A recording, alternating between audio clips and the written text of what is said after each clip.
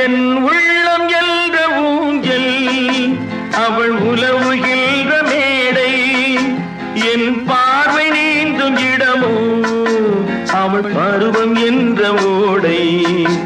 அவள் கேட்டு வாங்கி போனாள் அந்த கண்ணி என்னவானாள். நான் காற்று வாங்க போனேன் ஒரு கவிதை வாங்கி வந்தேன்.